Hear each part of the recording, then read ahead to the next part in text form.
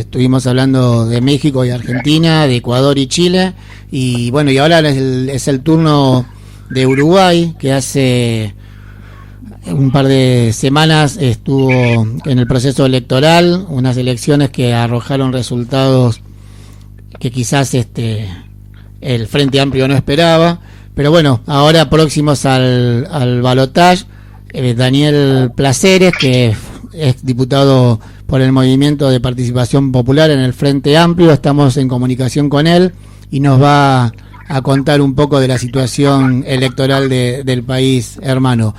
Hola, Daniel. Hola, ¿cómo le va? Hola, buenas noches. Sí, Daniel, hola. Se escucha perfecto. Bueno, el programa Medios Raros, Ezequiel, Carlos, Marcos, Marcelo, te agradecemos enormemente esta comunicación. No, el agradecido soy yo por estar comunicado con usted y con la gente ahí en Argentina, específicamente en Merlo, ahí la gente que vive en Merlo. Un saludo a las radios que hacen y tratan de lograr lo posible para llegar a los oyentes en varias partes distintas de cada país. Bueno, gracias, Daniel. Daniel, bueno, falta poquito para la segunda vuelta, para el balotaje, y nos gustaría que vos nos puedas comentar, si te parece, si querés hablar un poco de algo de la primera vuelta y qué es lo que se espera para las próximas semanas en las nuevas elecciones. Bueno, primero decir que la fórmula del Frente Amplio logró casi el 40% en la primera vuelta, seguido por el Partido Nacional con una diferencia de un 11%. Después, lo que se lanzó ahí fue rápidamente por parte de quien salió segundo y tercero, en buscar aliados estratégicos, en búsqueda de una fórmula de conjunto, no solo para tratar de mostrar planes de avanzar, porque el Uruguay posiblemente haya tenido una conducta muy buena en estos últimos años, en estos 3 periodos de gobierno que dirigió el Frente Amplio el país, buscando en algún momento un crecimiento bastante avanzado, en otro momento en el último periodo bastante enlentecido, pero en definitiva los 3 periodos del Frente Amplio le dieron un crecimiento al país, en lo cual, en una región casi convulsionada por varios lados, el Uruguay se mantuvo en un rumbo de crecimiento estable.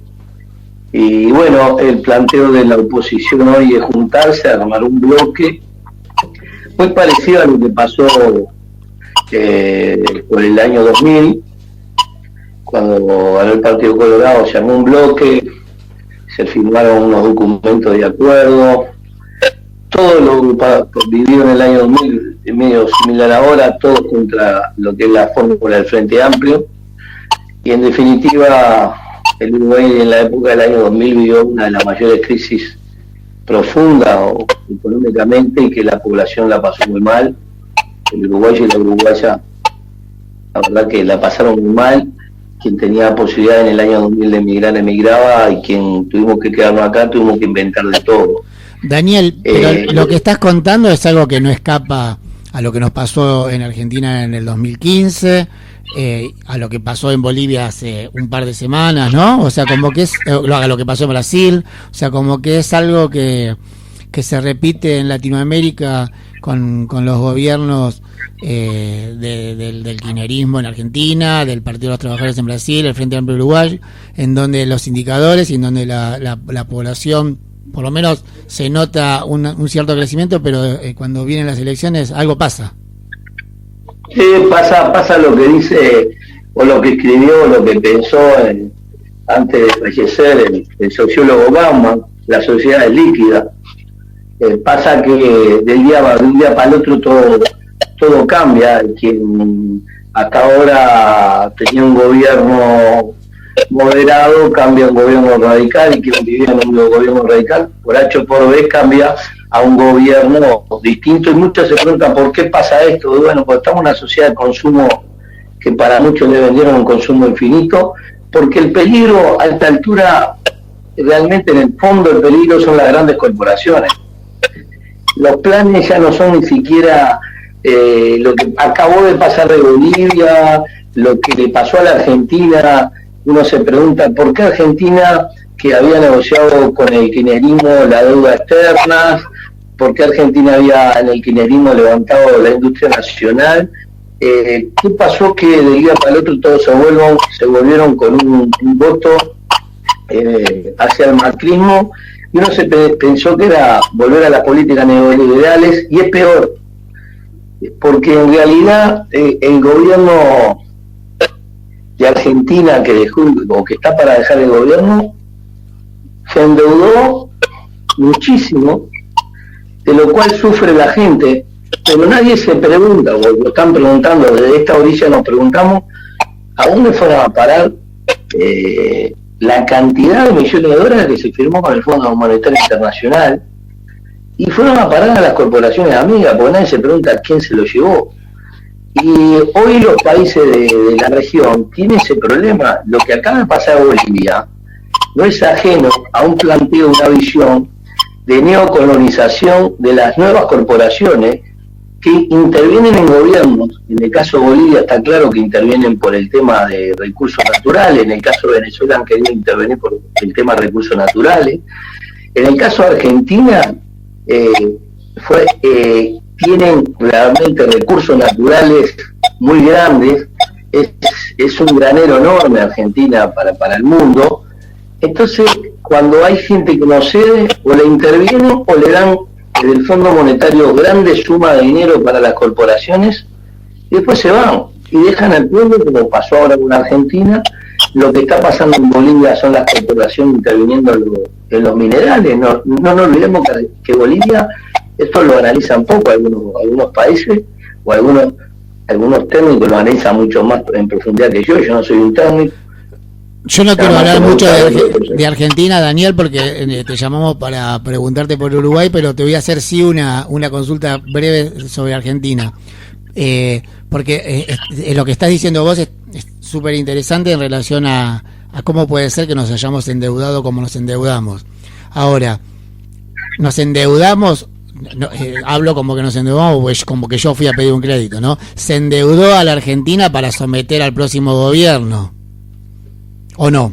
Bueno, no, la visión que hay acá, por lo menos que analizamos nosotros, por lo menos donde milito yo, hoy hay una avanzada enorme, fuerte, de las grandes corporaciones multinacionales, en la cual los gobiernos que no se arrodillan, o los combato de nuevo que combato a Bolivia, o los termino como se terminó en su momento a Panamá, a Torrijos y a otros gobernantes de su momento de Ecuador, en un momento anterior a todo lo que hemos visto hasta ahora. Y cuando vos no puedes dominar, te invado o te meto un golpe de Estado, como pasó en Bolivia, porque de otra manera no tiene esa palabra, es un golpe de Estado. Y si no te endeudo hasta el máximo poder, te voy a dejar endeudado por tiempo realmente récord, ¿no? Pero nadie se pregunta por qué, dónde fueron a parar todos esos millones. Porque no fue la gente. Uno puede decir, es una estrategia que uno la tiene que pensar, analizar, para que no nos vuelvan a agarrar desprevenidos.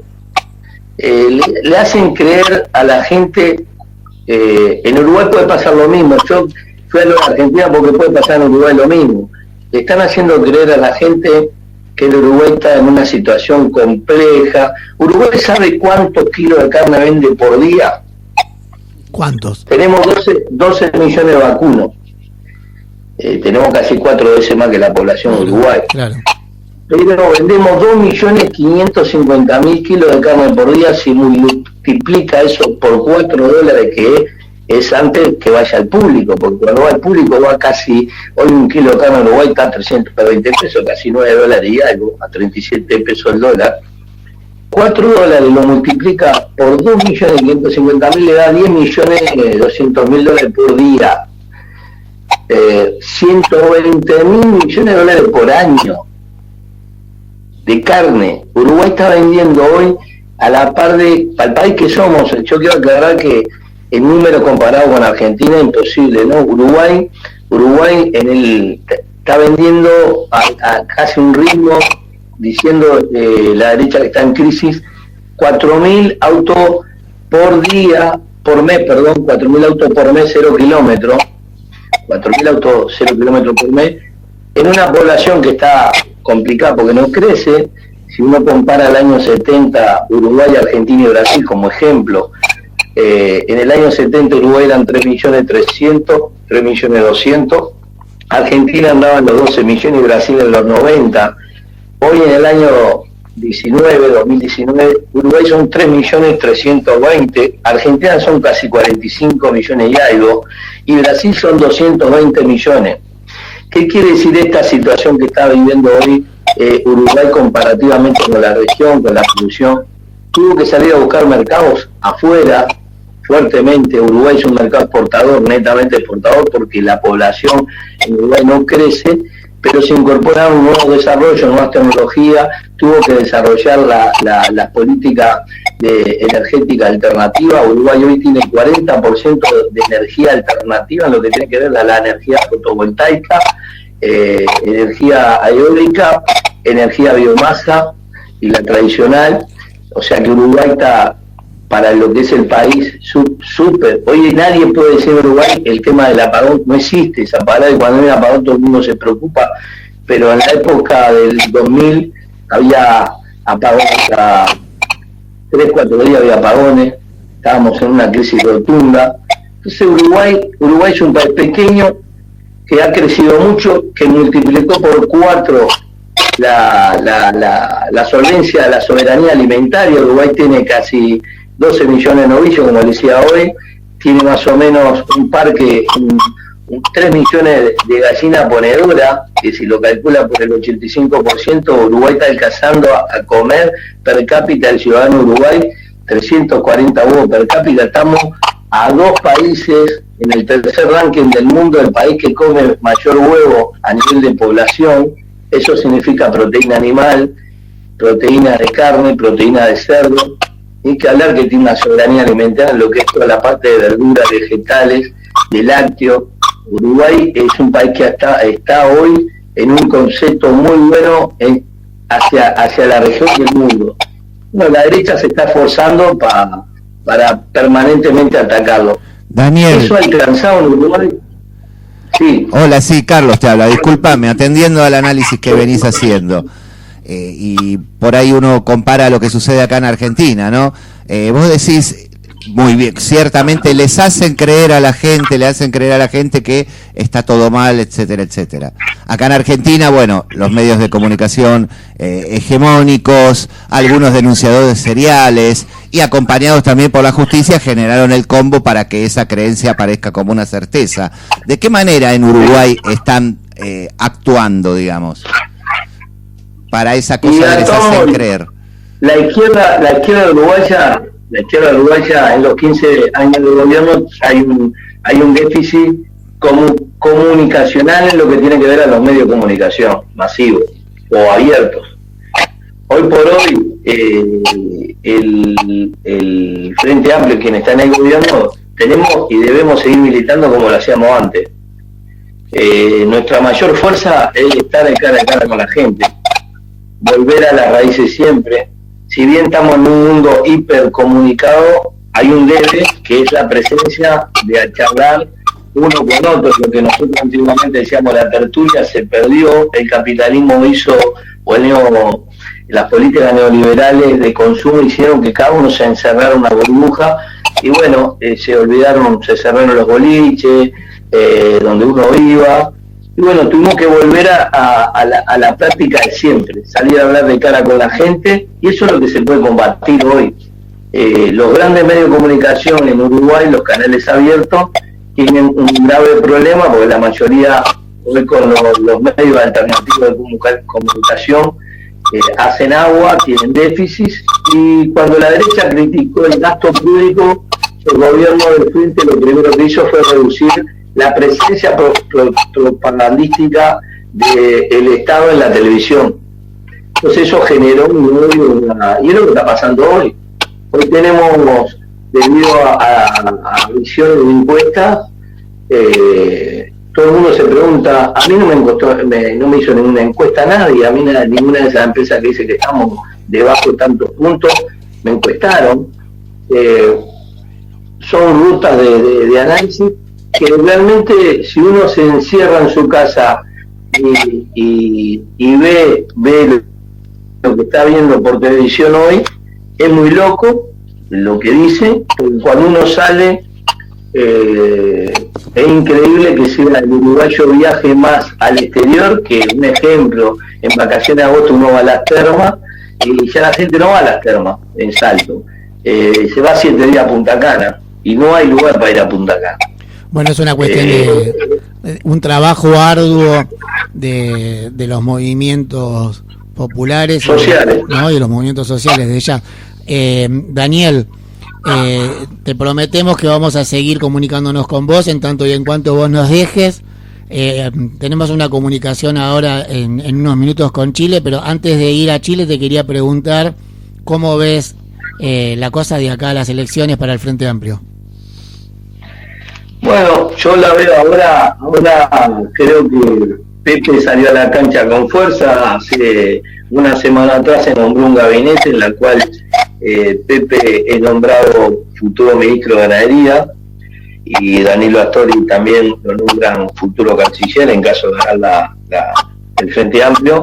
Eso le va a permitir a Pepe, que sin lugar a dudas tiene una presencia muy fuerte, tratar de buscar algunos votos que en el interior, y más que nada en la parte, en Uruguay se abrió un partido, Cabildo Abierto se llama, que es una parte que acompaña un ex comandante en jefe y la cabeza de ese sector, pero bueno, hay que salir a convencer a la parte militar que vive en los barrios más pobres, la periferia de Montevideo, del interior, de frontera. Hay que ir a hablar porque realmente las políticas que ha hecho el gobierno le ha llegado al más débil, no al más encumbrado. Entonces creo que con este nombramiento que hizo Martínez con el gabinete, nombrando al futuro ministro de Economía, a Pepe en Ganadería, a Tori en Cancillería, futuro canciller, creo que podemos revertir un resultado que hoy las encuestas dan muy desfavorable, pero bueno, estamos levantando el ánimo a todos los compañeros y las compañeras, sin dejar de pelear. Tenemos, gracias y por suerte tenemos los ejemplos de ustedes ahí enfrente que mantuvieron la llama viva y a pesar de todo lo que están sufriendo, lograron revertir una situación compleja. No quiere decir que con lo que pasó en Argentina se resolvió todo, no, tenemos que unirnos más, pensar más como izquierda, porque también tenemos que hacer un análisis de lo que nos pasa cuando los compañeros van al Ejecutivo a ejecutar y se pueden ir apartando un lineamiento de acción concreta y se pierde eso en teoría y se tiene que volver a remar ahora. Bueno, ese es un análisis que lo tenemos que hacer después, quizás más adelante volvamos a hablar si ganamos, cómo es que ganamos y si no se logró ganar, cómo es que nos mantenemos para seguir organizados dependiendo a los más humildes, que los más humildes sean los más privilegiados, ¿no? Claro, con la cabeza, con los dirigentes a la cabeza o con la cabeza de los dirigentes, como diría Tosco, ¿no? Sí, Daniel, te agradecemos. Esa es una, pero también con la cabeza en territorio y con las organizaciones sociales. El día que nos olvidemos de las organizaciones sociales, estamos en el horno. Totalmente. Bueno, Daniel, te agradecemos, estamos con ustedes y con la esperanza puestas en el triunfo del Frente Amplio en la segunda vuelta uruguaya. Nos mantenemos en contacto, Daniel, y te agradecemos esta comunicación. No, gracias a ustedes por llamar y el agradecido soy yo por acercarme o darme la oportunidad de acercarme ahí al espacio que están ustedes ahí en Merlo y en la propia hermana Argentina, que a decir del Pepe somos todos hermanos. Un abrazo. Por supuesto, gracias. Chao, chao.